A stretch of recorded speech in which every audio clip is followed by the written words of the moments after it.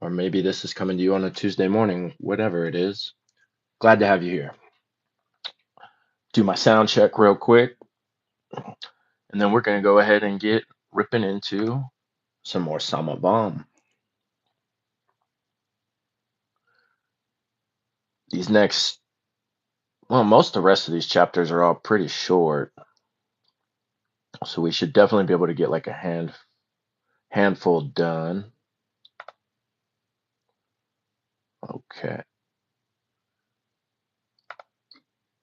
Oh yeah, that's working plenty fine. Good. Okie dokie, we'll get our music going.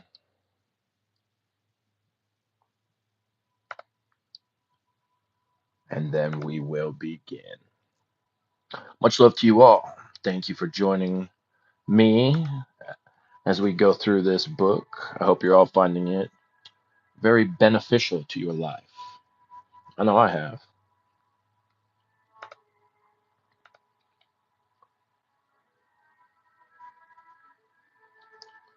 All right, almost there.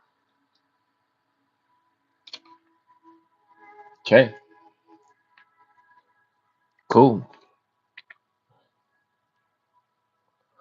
All right, so we left off on chapter 12,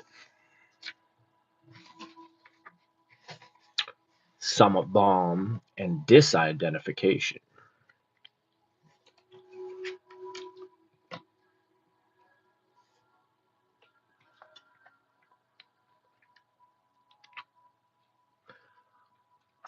So let us begin. To attain Samatvam, the mind must be made stronger and less vulnerable to external impressions and crises. The mind must be strengthened so that adverse outside of events no longer disturb its functioning. Most people are like fragile glass balls. They crack, shatter, or go to pieces every time they are bounced by a difficult life situation. But in life, one must become like a rubber ball. Ooh,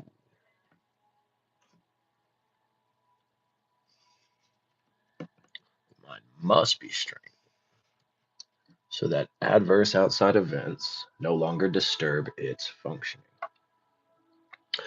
If you throw a rubber ball on the ground, it will rebound without any detrimental change to its inner composition. You must be like this rubber ball, resilient, yet strong, flexible in all situations, and yet without allowing the upheavals of life to touch the inner core of your being. This is easier said than done, but the method of watching situations as though they are something apart from you is a great aid to gaining inner stability. Try to disidentify as much as possible with your body, emotions, and mind. Detachment is an excellent method of bringing this about.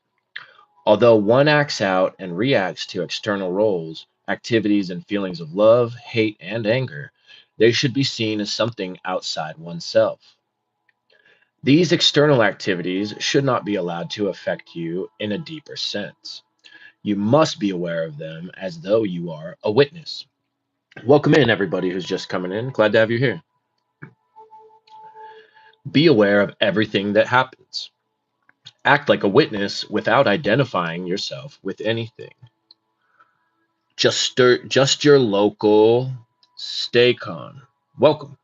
Good to have you. Over identification with the body, emotions, and mind will lead to painful and undesirable physical, emotional, and mental experiences. Try to watch all the activities from the center of consciousness. In this way, sorrowful events and any other events will not leave a mark on your inner being. They will occur as though they are something different and apart from you. The ripples and waves will disturb the surface of the lake, but leave the depths still, calm, and undisturbed. One must aim to be aware, as an observer under all circumstances, including even the most tumultuous, agitated, or disturbing conditions. It can be done quite easily during the practice of asanas, pranayama, and so on, but to maintain this attitude during everyday activities requires effort and practice. Anna Pacheco, welcome. Good to have you in. Over identification. Much unhappiness is the result of over identification with the body, emotions, and mind. The same applies to over identification with one's work or role in life. A process of disidentification is necessary as a method of obtaining tranquility.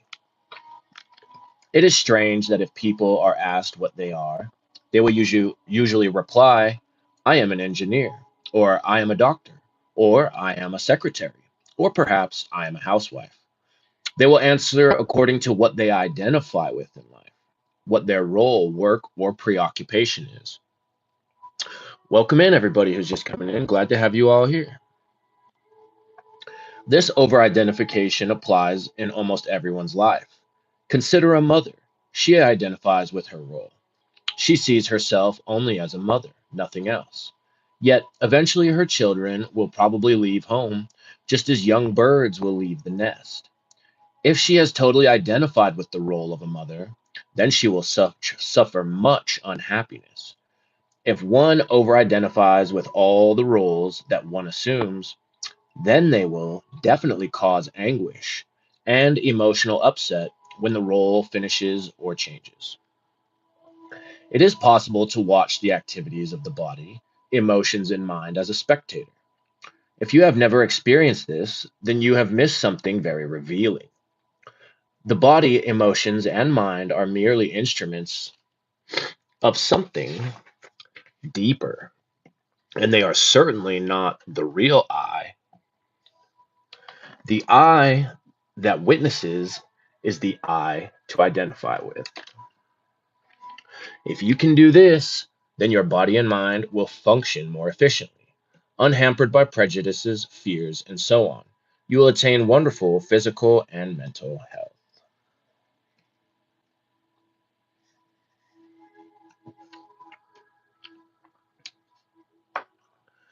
If you want to gain more relaxation and flow with the current of life rather than being in a continual state of strife with the impressions of the environment throwing you upside down, then you must realize that your roles in life are only actions, nothing more.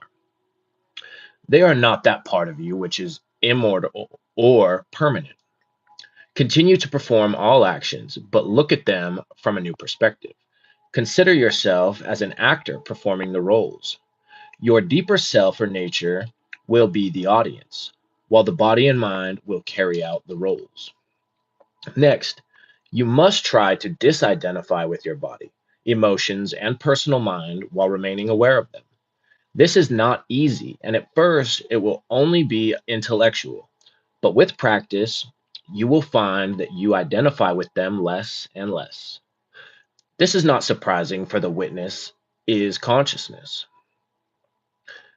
You are not creating anything. You are merely allowing that which is already there to reassert itself in your being. Inner and outer harmony. There are a large number of techniques for cleaning out the mind and inducing tranquility. In psychiatry, there are methods such as initiated symbol projection, dream interpretation, picture association, etc. The basic problem of lack of meaning in life will dissolve and disappear in the course of making progress in yoga. Another factor is to follow your own aspiration in life. As much as possible, express your talents through work or play, as this also helps to eliminate mental strife. For one becomes caught in a flow of concentrated activity. External expression is a necessary part of exhausting mental problems. Also, practice karma yoga, selfless action, so that you do not become too preoccupied with yourself. Both in the past and the present, human beings have devoted most of their attention to mastering outer events, caring little for inner events. There has to be a progressive movement towards harmony, both in the internal and external worlds. Internal problems must be progressively erased from the subconscious mind. The experiences of disidentification with the mind, body, and emotions by becoming the witness, the I, will hasten this process until the accumulated dust of past conditioning and impediments is wiped from the mind. Then you will know what Christ meant when he talked about the peace that passes all understanding. Well, that sounds pretty good. Cool. So, chapter 12, done. Chapter 13, striving for steadiness of mind. The Bhagavad Gita has 18 chapters. The name of the last chapter is Moksha Sannyasa Yoga, renunciation of all karmas, supreme peace, and liberation. The title of the first chapter is The Yoga of Despondency. Can you believe that despondency, dejection, and frustration can also be yoga? That they can be a means for the development of consciousness? It is accepted that karma yoga, bhakti yoga, raja yoga, jnana yoga, hatha yoga, laya yoga, mantra yoga, kriya yoga, and other yogas purify the consciousness. But how can imbalances of the mind, body, intellect, and psyche, how can disappointment and a completely broken heart be the means for the evolution of inner consciousness? That is the primary hypothesis of the Bhagavad Gita, one of the most important spiritual texts given to humankind. The Bhagavad Gita is, in fact, a thesis on Samatvam, on the yoga of equanimity. In the opening chapter, when Arjuna saw the two armies of his relatives flanked on the battlefield, he became disillusioned with life and refused to fight. Then Lord Krishna gave him instructions as to how he should act. And these instructions contain the essence of Samatvam Yoga. Most people believe that yoga begins with discipline and self control, with yama and niyama, asana and pranayama, but this is not so. Yoga begins at that moment when one is facing calamities, when one is in total darkness and yet trying to manage oneself. The Bhagavad Gita contends that yoga begins when you are facing great disappointments, when you are totally disillusioned with life, when you are at a breaking point, when you are depressed and facing nervous breakdown, when your mind is full of conflict and you are being pulled equally from both sides, when tears flow from your eyes, when your heart is full of agony and anguish, when you do not know exactly what to do, when you become angry and want to run away or commit suicide, when you know the truth but cannot accept it. Find a positive solution. What do you do at such a time? Many people surrender completely to such difficult situations, but most try to maintain their balance and find a positive solution. This attempt to overcome the situation is the beginning of yoga, defined by Lord Krishna as Samatvam, the yoga of equanimity. Once we take birth in this physical body, we are subject to the laws of nature. We cannot get away from it despite our struggles to do so. Maya, or illusion, avidya, or ignorance, always follow man like a shadow throughout his life and sometimes overpower him. Even people of great wisdom, who have led lives of austerity and discipline, who have experienced divinity, often become victims of avidya and lose their equanimity. Remember that the body and its karma, the mind and its karma, mundane existence and its karma surround us everywhere and always. Zero. Welcome in. Good to see you. Good to have you here.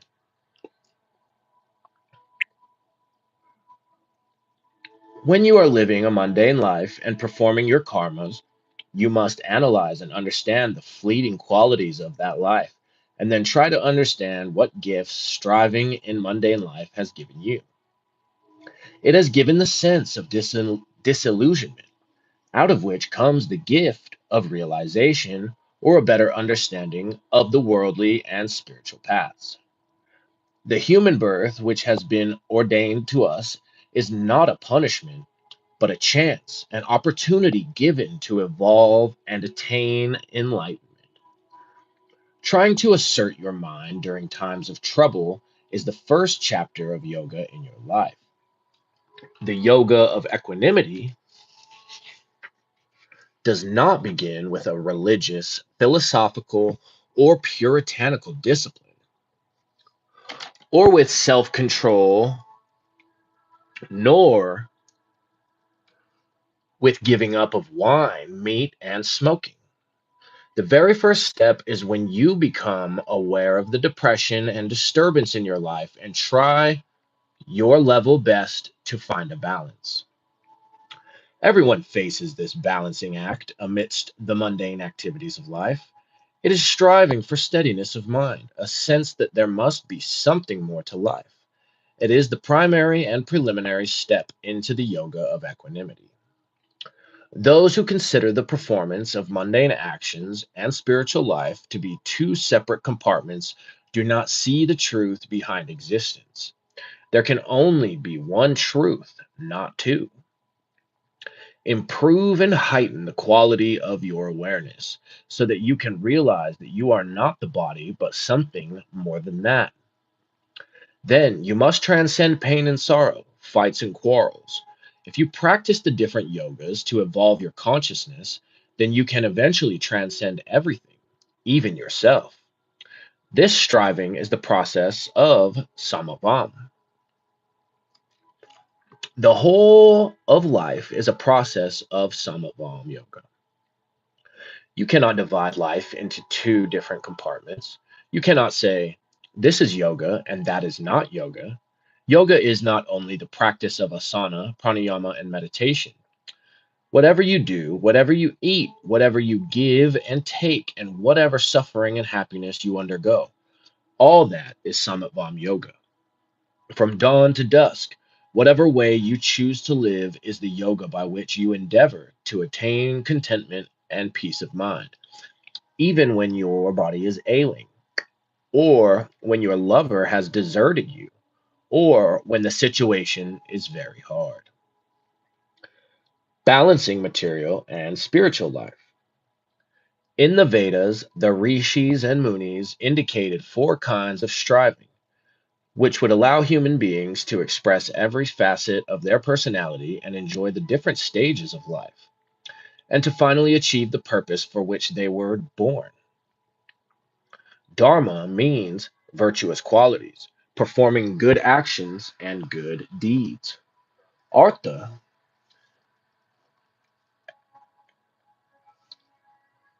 means material need and its attainment. Kama means desires and their fulfillment. Moksha means liberation from everything, when the mind transcends itself and attains the state of supreme peace.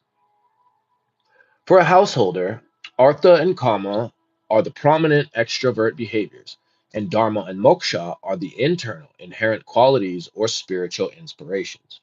For a karma sannyasin or a sannyasin,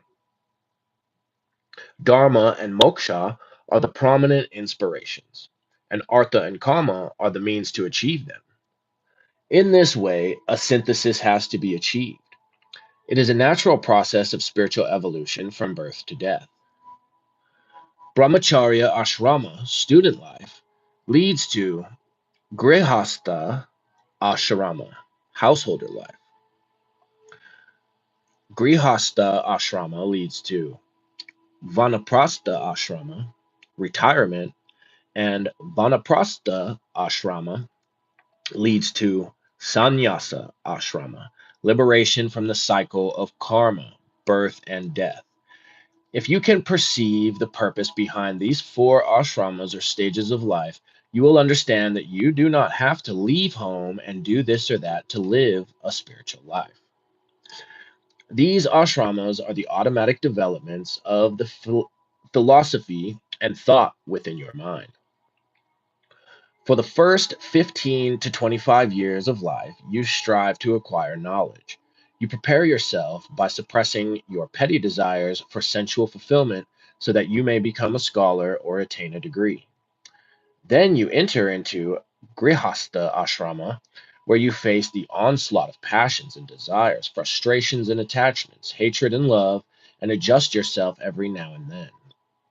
Sometimes you have accidents, of course, but you are trying your level best to overcome this state of conflict and confrontation and maintain your sense of equilibrium. In the Yoga Vasishta, Sage Vasishta explains to Rama the path of transcending the mind. He explains time, space, object, idea, imagination, emotion, and their relationship to spiritual progress and also to bondage. He says, Rama, you will have to work to become king and rule your subjects. You will have to perform your karma by administering, by administrating, maintaining proper law and order, and many other duties. There is no harm in that, but remember that everything is an idea. Identification with the impermanent reality. Jnana is an idea and karma is an idea. Renunciation is an idea, and so are desires and passions. Even spiritual experience is an idea. After all, the whole world is Maya. Even though you will rule a kingdom, it should not stand in the way of your spiritual life. Spiritual aspirants must understand what sage Vasishta told Rama. When you identify with karma, you suffer and lose your mental and emotional balance. So, karma itself is not the cause of suffering. True renunciation is being able to witness all that comes and goes in life. That is the key principle which an aspirant must live by to attain the yoga of equanimity. Zero says the whole world is Maya. Yep. Oops. Sorry, I was wiping my nose. Yep, the whole thing, every last bit of it. Okay, live life fully. Participate in all events externally, but internally maintain an attitude of non doership. Remember, there is not one, but many levels of experience. In each level, you have what appear to be real experiences. But when you transcend that level, then those experiences have no validity. Seemingly valid and real experiences which balance or unbalance the mind are those with which the mind identifies. Nothing more. When you lose the stance of the witness, you become involved with karma, which is the cause of suffering. You identify and thereby suffer because you unbalance your mind, body, and intellect and create more karma, more lifetimes of bondage to worldly existence. This identification with karma is a kind of neurosis inherent in the mind. To transcend it, one must take care of one's innate identifications rather than reacting obsessively for or against one's karma. The Bhagavad Gita, Yoga, Vasishta, and the Vedic texts all tell us that mental balance is an essential item of sadhana. It is a quality of understanding the futility and perishability of every type of event. Equilibrium is that quality when you have become a witness of all events. Zero says, is like being the observer and just understand the process of how patterns and cycles are running. Absolutely. And remaining unattached as you do so. But I know you know that. Mundane life and spiritual life are not two separate compartments. It is you who is experiencing material life, and it is you who wants to experience spiritual life. From mundane life to spiritual or yogic life, there is a bridge, and it is not a no man's land. That bridge is a process which relates to the evolution of your consciousness. It is a process of purification of the mind, intellect, ego, and emotions. That bridge is the practice of yoga, Karma Yoga, Raja Yoga, Bhakti, Gyan Yoga, and so on, whichever yoga suits your temperament. Every situation that comes into your life is meant to change you and accelerate your evolution. So do not accuse destiny. Do not say that God has cursed you. Pain purifies you. If you suffer from physical disease, you will learn to live in a healthier way. If you misbehave and get into trouble, you will learn how to behave better. Internally, you will have to do a lot of overhauling. All the changes are taking place within you, not outside. Of course, it does not happen overnight. It is a gradual process over thousands of lifetimes. Nevertheless, try to understand that every element in life is a part of yoga, part of a process of purification to exhaust the dross, density, and thickness of karma and eventually achieve a state of absolute equilibrium.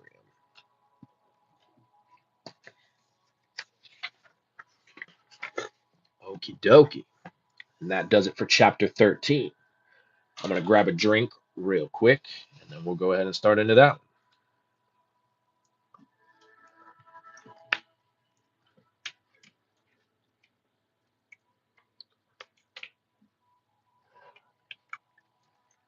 Luckily, the fridge is right here.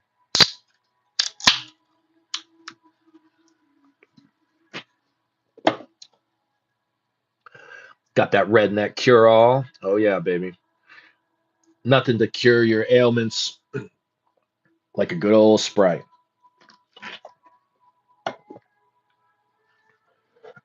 Okay. 14. Balance of mind and karma yoga. If one is able to balance the mind in pleasure and pain, in gain and loss, in praise and criticism, one will never experience grief and agony. Excuse me. However, to attain this balance, the nature of karma and its effect on the mind and external behavior needs to be understood. With this appreciation, one will then need to redefine one's relationship with the karma one is involved in. Karma means action. Every karma is an outcome of a previous karma. And at the same time, every karma gives birth to a new seed, which is again responsible for the next karma. It is this chain of karma which is invariably linked to every moment of life, and which binds man to an endless cycle of births and deaths. Whenever karma is performed through the mind or body, a seed is produced in the deeper recesses of the mind and becomes a part of the personality. That seed is an impression known in yoga as samskara, and it remains in a dormant potential state in the mind, known as the seed state. It is that seed karma which again comes up and influences one's psychological apparatus, behavior, temperament, inclinations, and ambitions. It is responsible for happiness and unhappiness, for successes and failures, for deep rooted neuroses and complexes, and of course, for enjoyments. That seed karma influences one's whole life. It is also very important for aspirants to understand that every karma in life, every relationship, every thought, and every enterprise bears mixed results. Both desired and undesired results will happen as a result of your actions. You cannot eliminate this process and you cannot eliminate the possibility of negative and mixed results because they have to happen. If you consider your own life, you will agree that these mixed results can happen both at the same time, simultaneously, or sometimes one after the other. Attachment to karma creates bondage. Attachment to karma creates impressions, governs the mind, and rules over the willpower. As a result, the mind and emotions become so completely shattered and remain in such a state of turmoil that one is unable to adjust or adapt to prevailing circumstances. If karma is performed with this ordinary outlook, then it causes more and more bondage. This chain of karma is an eternal cycle, one that replays itself again and again in the lives of worldly minded people until they redefine their relationship with karma. The way out of this eternal cycle of karma is through the practice of karma yoga, the yoga of detached karma, or the yoga of unselfish action. If you do not redefine your relationship with karma, it will keep you in absolute bondage and shackles. Better highlight that.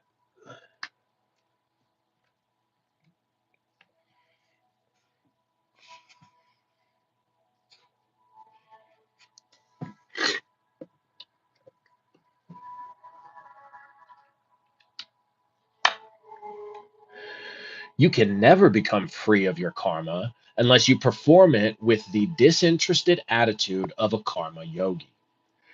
Even if you run a business successfully for 30 years, you will still feel insecure. This insecurity relates not only to your business affairs, it also concerns your love for your wife and children or any service you are attached to. In this manner, a kind of error is created in the mind, because the moment you become aware of the karma, you also become aware of the results. Certainly, no one will want negative results or his affairs to fail. Nobody with a family will say, "Oh, let everything deteriorate." By nature, man wants everything to happen in a positive way. If the fruits are good, it is easy to accept. However, one must know how to manage the mind and keep it balanced if the result of the karma are negative.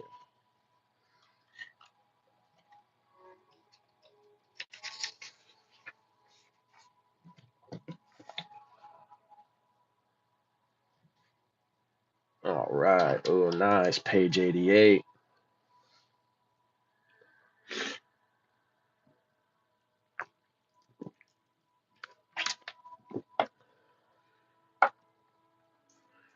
This last summer, my grandfather passed away at the age of 88, and I loved him very much. He was very much a blessing, him and my grandma both, in my life. And so now, anytime I see the number 88, I think of him. Spiritual philosophy of karma yoga. If the same karma is done without obsessions, if it is performed with a clear conscience and a detached attitude, and with a calm and quiet mind, it becomes karma yoga. For example, if you plant some seedlings and they freeze during the night, your plans to grow a garden fail. You become frustrated and it breaks your heart. As a result, your whole psychological personality is affected, and your behavior and relationship with your family and society and with yourself are influenced. A person's will may be strong or weak, depending upon his past karma. If the same tragedy is faced by a person of steady mind and understanding, he will react differently. He will not suffer frustration or heartbreak because he knows that he can make another attempt and be successful. So, one needs to be able to see how one's reactions can completely put a veil over the eyes of wisdom and lead to wrong judgments and perspectives. Ooh, better highlight that.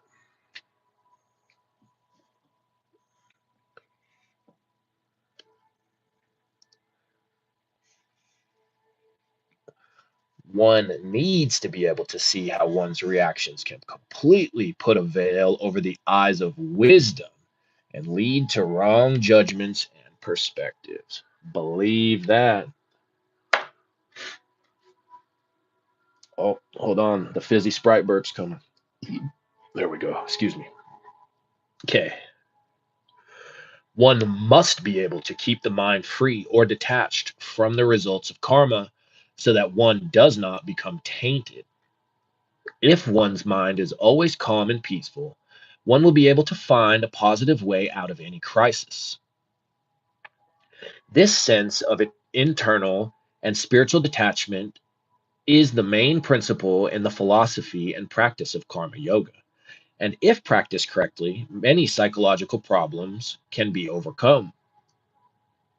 It seems to us that the karma is moving the body, but if you make a deeper analysis, you will realize that every karma is an expression of consciousness of the mind.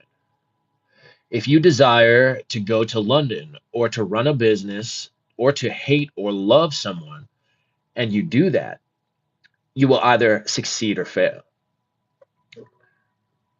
Whatever happens as a result of your undertaking is a kind of manifestation. Karma is the gross manifestation of the subtle forces that are working within human beings. If you have the vision of a yogi, you will see thousands and thousands of cobwebs inside the deeper realms of your personality, in your behavior, thinking, and attitude to work. Your ego is terrible. You are unaware that your relationships with karma are not properly defined. You are unable to adjust to anyone, and it is not possible for anyone to adjust to you. Well, that sucks. Be like water. You always find fault with people. You are very attached to karma, and on the higher spiritual plane, you are accumulating karma, which is in turn influencing your personality. This type of imbalance in perception happens only because you do not understand the spiritual philosophy of karma yoga. Here is a clue to the secrets of karma yoga and equanimity of the mind. One has to perform karma, but try to become free from it at the same time. How is that possible when you have so much work to do? When you have to meet people of many different temperaments? You think that to be successful, you should exert your ego and individuality, but that is not the way. Not only will your spiritual progress be blocked, you will also remain unhappy and create more karma. You may say that karma begets sins and more karma, and therefore you do not want to work. However, nobody can renounce karma, even if one retires to the Himalayas for years. Karma must be done and is done by every one of us continuously throughout our lives. Always remember that no activity is anti spiritual or anti yogic. Better highlight that. Coop TGS, welcome in. Peace and greetings to you as well.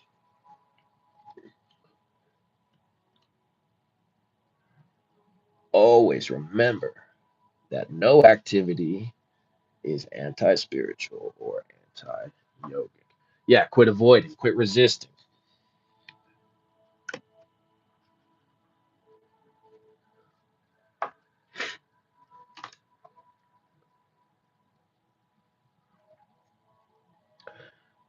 Karma includes every activity, even life itself.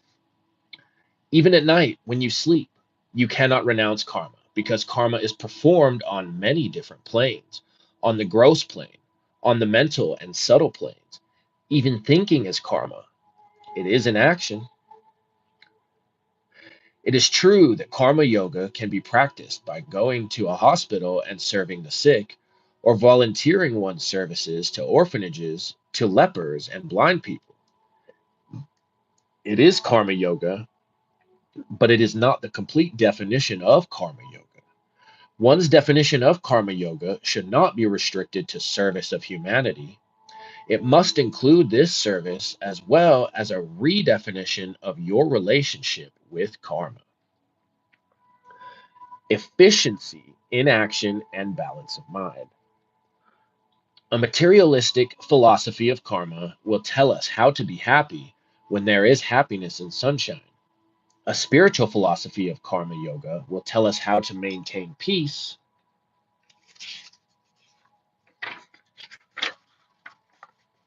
of mind when everything is absolutely dark, when we have been betrayed, when we experience disloyalty and disrespect from those for whom we have sacrificed and devoted everything. In those times when we are left with the idea that life is useless, or we no longer want to face it and want to escape by retiring into seclusion. Efficiency in action, coupled with balance of mind, is the complete definition of karma yoga. Whenever an action is performed, it must be done with absolute awareness and with absolute efficiency. Awareness in karma yoga is essential. It is important to develop the ability to do the work in hand while simultaneously being a witness of the actions. One must become the master of one's actions, and at the same time, there must be balance of mind. One second.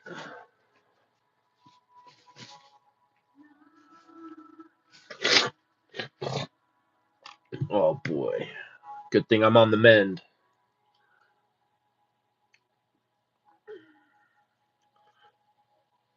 Aim to become a detached and disinterested observer. Though it seems to be a paradox, one is able to work more efficiently in this manner without being swayed by personal whims and prejudices, or motivated by likes or dislikes. One does whatever is necessary in the given circumstances as they really are without favor. In this manner, one acts from the very core of one's being, the self. Perfection in karma yoga cannot occur until the ceaseless chattering and turmoil of the mind settles.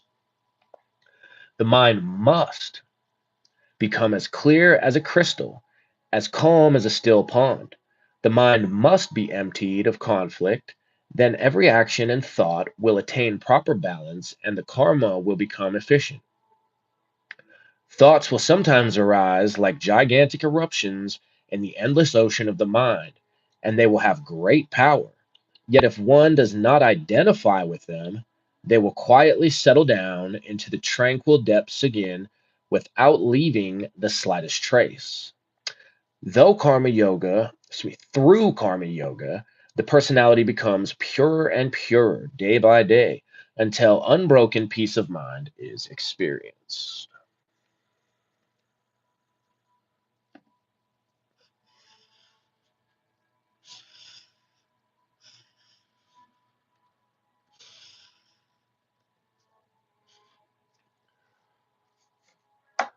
Mothra, welcome in. Hello to you. Glad to have you here. Create a stable base for the mind. In the path of Samatvam, Karma Yoga is the basic sadhana because the purpose of Karma Yoga is to create a stable base for the mind. There are three major hurdles in spiritual experience. The first hurdle is mental impurity. The second is mental distraction. And the third is mental hallucination. The hallucinations and distractions can be handled through bhakti yoga, and the impurities can be dealt with through karma yoga. In karma yoga, you work for the sake of self purification. You work in order to yoke all the tendencies of the mind, and you work with equilibrium in order to succeed in the work. But if you do not get the desired results, you should not worry. In meditation, the mind has to remain constantly on one object without the interception of another idea. However, if you keep on practicing this without having attained the state of sattva or balance, without having purified the mind, you will only fall back into a tamasic state. In order to prevent this, the daily activities have to be transformed through the philosophy of karma yoga. Ego involvement. Our behavior and feelings are related to our ego. The relationship between the ego and the circumstances of life are responsible for pain and suffering. You suffer only because of your relationships and identification with situations. Nothing in this world is a cause of suffering. You are responsible for your own sorrows. It is identification with external things which brings grief. Due to this, due to this ego you love, hate, and feel happy or sad.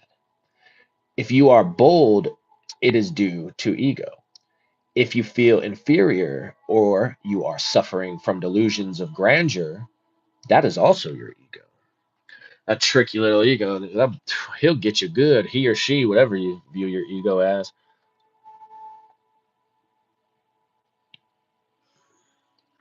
Nothing in this world is a cause of suffering. You are responsible for your own sorrows. It is identification with external things which brings grief. Good grief.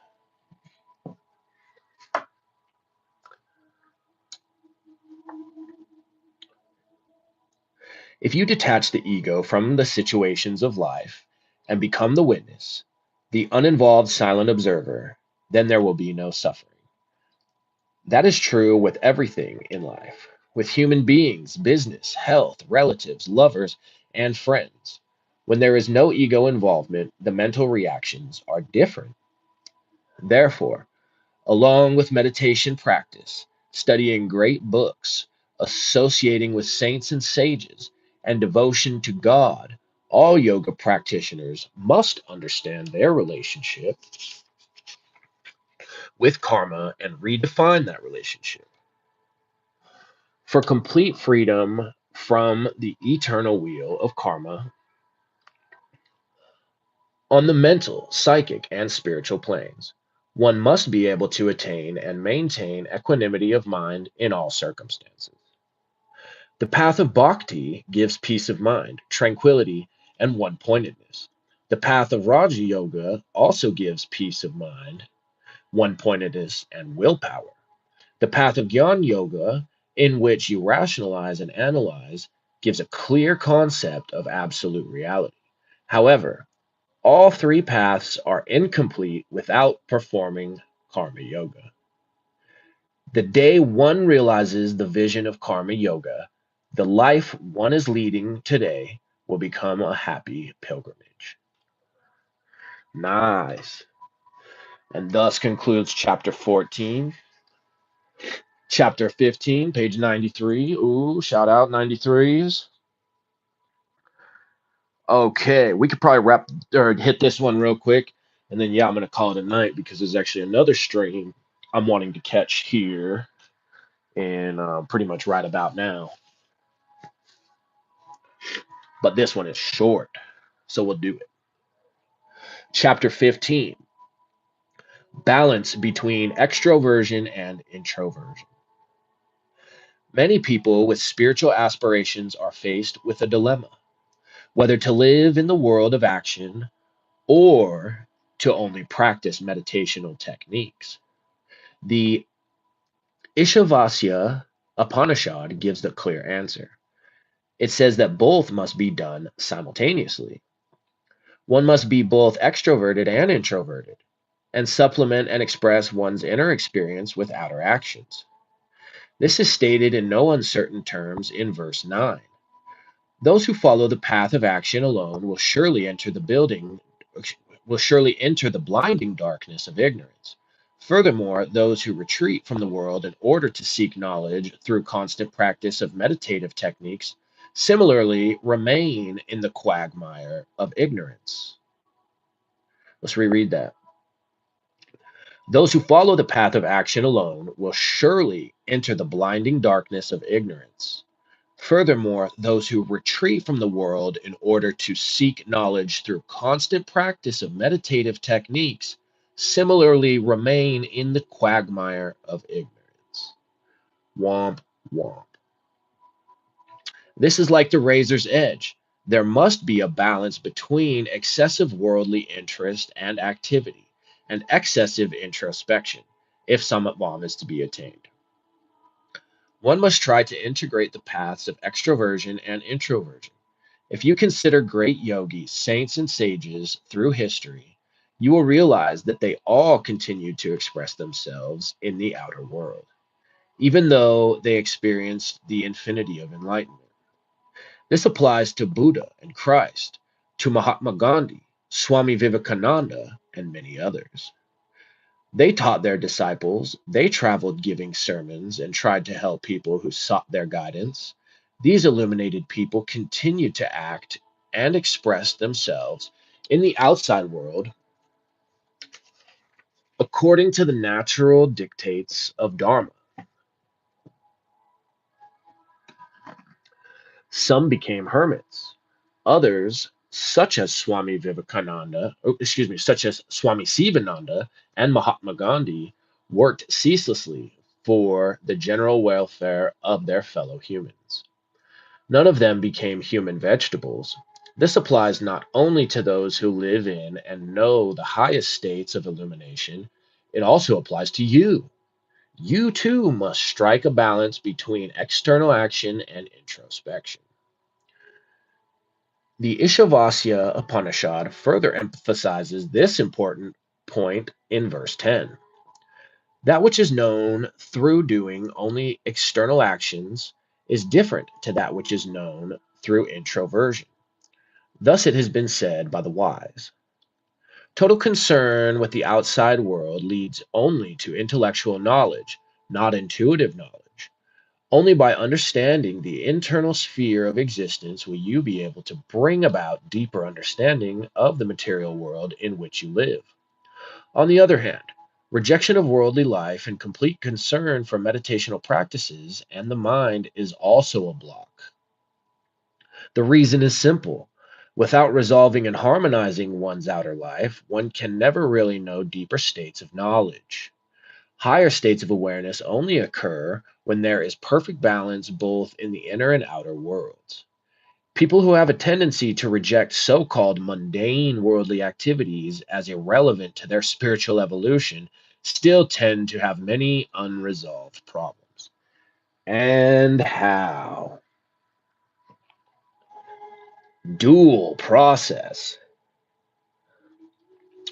Rejection of the world does not remove personality problems, which merely lie dormant in the mind, acting as obstacles to success in meditational practices. Failure to clear up the outer conflicts and concerns automatically prevents one from gaining the highest benefits from introspection. Therefore, there must be a dual process of external activities combined with periods of trying to explore the mind. The Bhagavad Gita says that spiritual aspirants should never shun the active life. They must devote time to the performance of karma yoga because it is very necessary for a meditator to have some outlet for the expressions of spiritual power.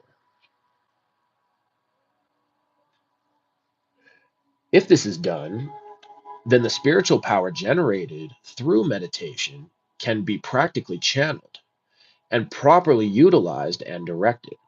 In this light, all spiritual aspirants must take up the path of karma yoga, particularly in the early stages of spiritual life. For eventually there ceases to be any difference between the inner and outer world. This is what Ramana Maharshi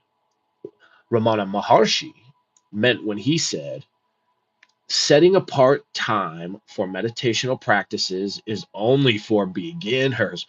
Oh, a man who is advanced in the spiritual path will begin to enjoy deeper beatitude whether he is at work or not. While his hands are in society, he keeps his head cool in solitude. Yeah, keep that in mind. However, as most aspirants are beginners, it takes a combination of karma yoga, bhakti yoga, raja yoga, and gyan yoga to remove the cause of tension and unhappiness. Not particularly, but as a whole. Excuse me, not partially, but as a whole. The human personality can be divided broadly into four fundamental categories: emotional, active, intuitive, and volitional. Each person has a different temperament and inclinations according to a predominance of one or more of these traits. Accordingly, the yogic path has to be designed to suit the specific characteristics of an individual. Raja Yoga is difficult, Bhakti Yoga is simpler, yet Karma Yoga is the simplest. However, that does not mean you should only do Karma Yoga. You must practice a synthesis of all four yogas. because in this way, the paths of extroversion and introversion are integrated and emotional balance and mental peace acquired. Zero says, damn, yep. Oh, yeah, right. Cool. Told you it was a short one. So that does it for chapter 15. That's going to do it for our Sunday evening read. There's just a few more chapters left. Like I said, we were going to breeze through this thing. I think there's like 19 chapters total. Yeah, cool. So our next session, we should easily finish up this book.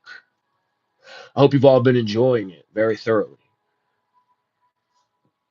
I have even more, I think, on this second time through. But that's usually how it goes. I know I don't have to tell most of you that. So, oh, sweet one true goddess, what up? Really good, thank you. Yes, of course, and thank you. Glad to have you here. As well as Zero, Mothra, Coop TGS, and to our newcomers, Just Your Local, Staycon, and Anna Pacheco. Much love to you. Thank you for stopping by. It's great to have you all. I'll be looking forward to seeing you all for the final session, which we'll probably do tomorrow morning. And in the meantime, well, don't listen to me. Listen to the Swamis. You heard what they said. Quit resisting. Quit running away to the meditation chambers. Quit running away to, I don't know. It's really pretty evident that this really just becomes another layer of the ego for the large overwhelming majority of quote unquote spiritual seekers. It becomes more bondage. Realistically, it just becomes escapism. Don't do that. You're all better than that, and that's why I love you all so very much. Thank you for rocking with me. This has been Jay Baldown. If you're new, if you enjoy this content, be sure to hit a like, share, and a subscribe. And may many blessings find you in the week ahead. Bye bye. You're welcome, Zero.